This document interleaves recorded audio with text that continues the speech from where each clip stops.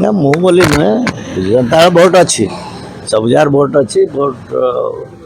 किए कौटी आहरण करला न करला से गोटे स्थिति सृष्टि होती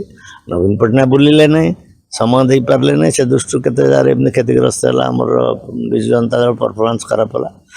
नवीन पट्टनायक बुलिले फिर से संगठन फिर पुनर्बार फेरी आसू संभावना अच्छी क्षति निश्चित भाव में होंडस्ट्रियलाइज गोटे वातावरण तैयारी सिंगल विंडो ये बड़ बड़ शिल्प मान को आकृष्ट कराई सब जाक गोटे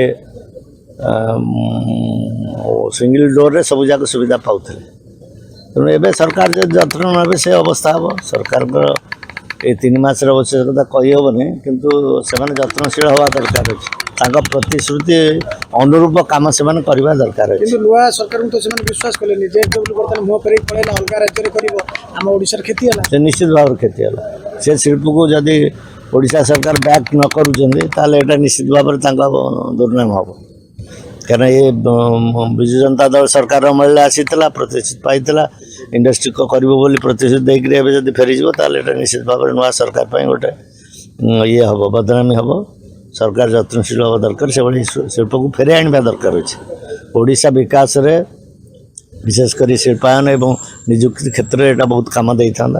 से भाई इंडस्ट्री निश्चित भाव में फेरी आसा दरकार सर आ गोटे कथा जे नवीन पट्टनायक नवेम्बर पूजा पर जिला गस्तर जी पूर्व समीक्षा होते उत्साहित कारण आप ग्राउंड भल भोट पाई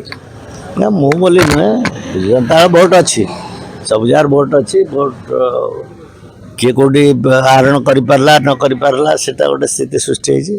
नवीन पट्टनायक बुलिले नहीं समय दे पारे नहीं से दृष्टि के एमती क्षतिग्रस्त है आमर विजु जनता दल परफॉर्मेंस खराब है